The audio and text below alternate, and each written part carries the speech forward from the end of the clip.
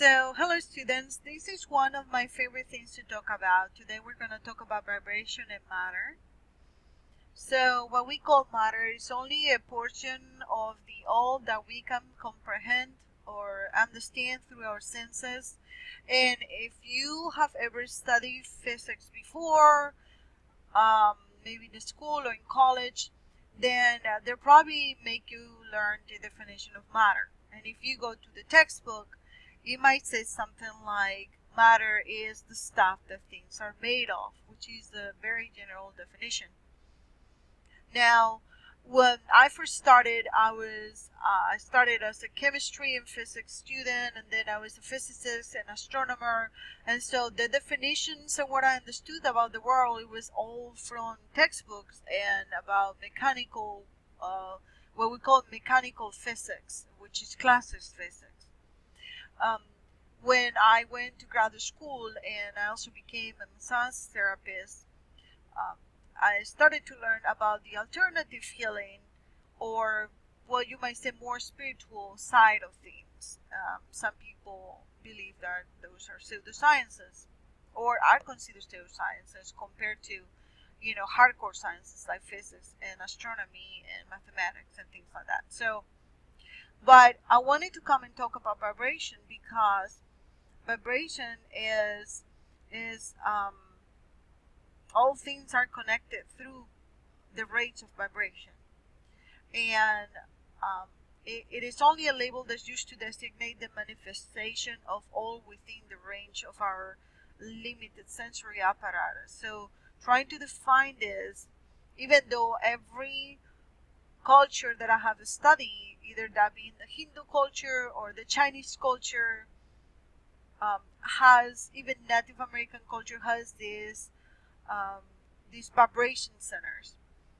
We're going to talk about chakras later on, and also about Chinese meridians. So each one of us is unique as a unique individual that has different frequencies. Every organ has a different frequency, and so we are into what is called a complex waveform. And although we sing the same rhythm or the same harmonic, we all have different kinds of fingerprints that we are unique. So it's sort of like somebody told me the other day. It's like we're all cars, right? But I'm a red car, you're a blue car, he's a green car. So it's sort of like we're sort of like from the same prototype, but then everybody has a unique, different style and signature. So Einstein used to say that everything is energy. Beyond that is the divine. So just to give an example, and if you take my chakra course, then you can learn about body meridians. And this exists. This is very simple. Some of the meridians on the body, and you can see that not only they have different meridians. Meridians, you can see there's certain lines that go, for example, from one of the toes all the way to the back, or the heart, or they even go to the sinus or the temple.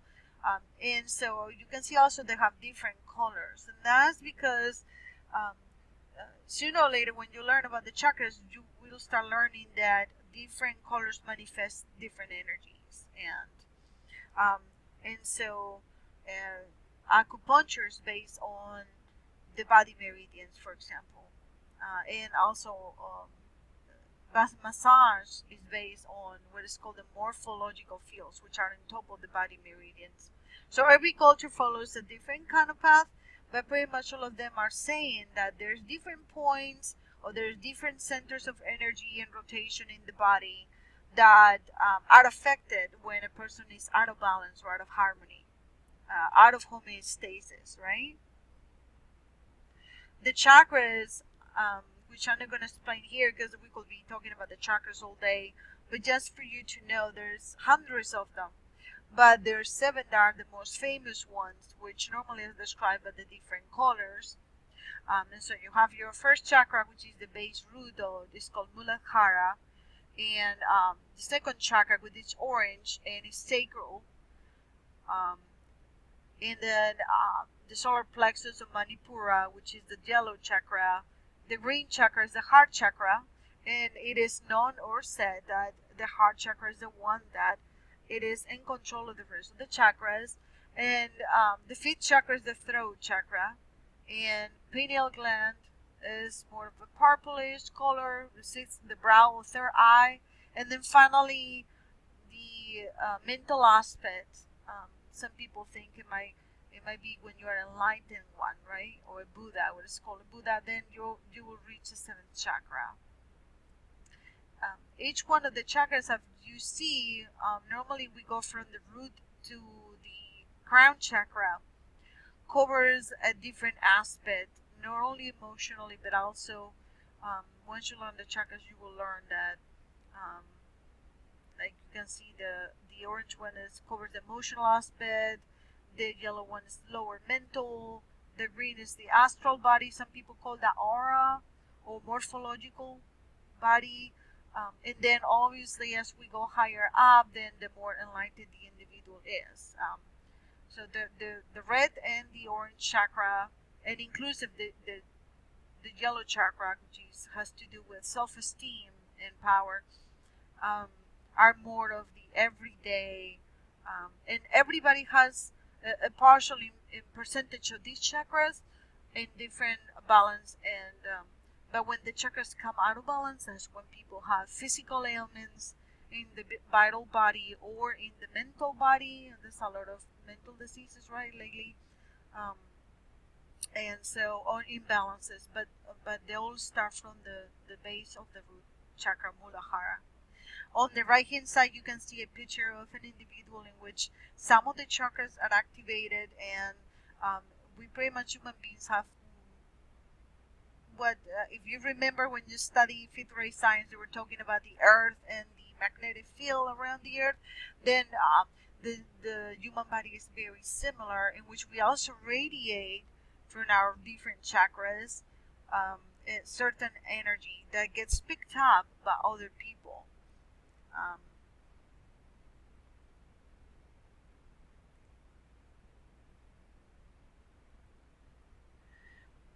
I told you that we all kind of follow the same rhythm, and this is a harmonic rhythm. And the harmonic rhythm, the fundamental, which is the red line, is a sinusoidal wave or sine wave. And so when people are in balance, they normally follow that harmonic wave. Um, in hypnotherapy, we can treat patients that experience ADD or ADHD with biofeedback and other instrumentation that heals and teaches them to come back to that harmonical or fundamental wave. And you can see that there's different harmonic waves. So um, the resultant in this case will be the compilation of all of them. But normally a human being stays on the red or the white frequency, like sort of a combination of the red, blue, and red frequencies. Now, when I started my journey as a healer and I had to give massages to different people, I started realizing that um, I was really tired, but not only physically, right? Because if you are a massage therapist, you probably lose about 550 calories or more every time you give an hour massage. So imagine if you give 5 to 8 massages a day, that is a lot of calories that you're losing because of the physical work. But also, I started realizing that I was speaking energies from my patients and clients. Sometimes good energy, sometimes not so good energy, right? And that can also affect my state of mind. And that is why a lot of people do what is called polarity or energy work. In polarity or energy work, you don't work pretty much on the physical body, but you work on what is called the morphological field or the vital body of the person. The vital body has to do with the organs. The morphological field is on top of the organs. So pretty much, if you were um, to imagine putting your hands on top of an individual without touching that individual. And from far away, you can actually feel not only the thermal, right, the heat of the body of that individual, but you can also feel the energetic field once you become trained on doing that. And with training, you can become a good energy or light healer, which is called energy healer. Now, when I started learning more as a doctor, and I started my journey as a healer on learning about frequencies, I realized that energies which through our entire body in a precise way from the top of our head to the tip of our toes. This constant and highly organized in a structure, I guess you can picture it like a German Autobahn system where freeways connect to organs and bones and tissues, and everything else in between is transporting information about the status of each atom and particle in our body to the rest of the system.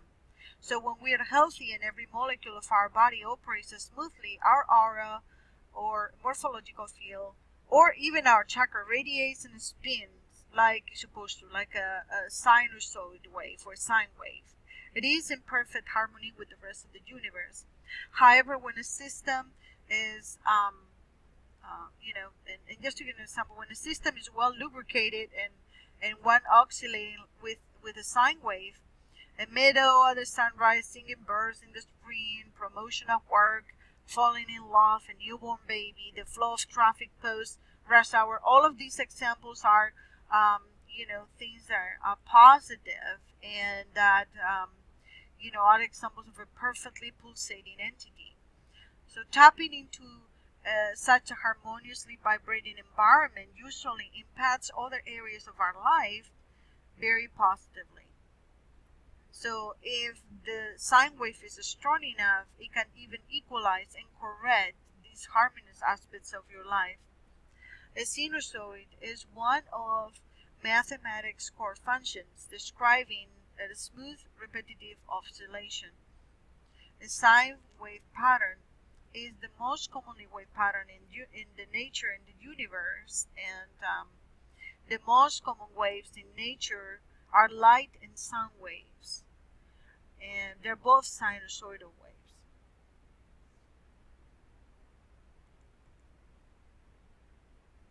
Depending on whether we just look at a wavelength of an organ or a body part or an entire system, the sinus wave is either more compact and flows like a creek in the Alps, or it is wide or symmetrical, resembling the Mississippi on its way to New Orleans, for example. But if the flow of energy in our body is distorted, then the waves start running amok. They start conflicting with each other. This is called a distortion. And if this distortion remains for too long, then it manifests itself in our body as a physical discomfort. It could be a migraine, an ulcer, a heart attack, a broken bone, weight gain, stress, right? The same can be said for life situations, such as stress in our job or in our relationship. So if we cannot harmonize these frequencies, then we will see a manifestation of their distortion in our daily life. They could be physical, as described above, or situational, where we lose a job or separate from our partner.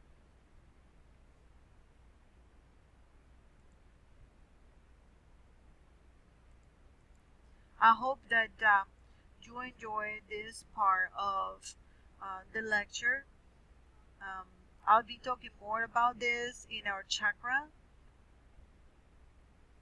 101 class.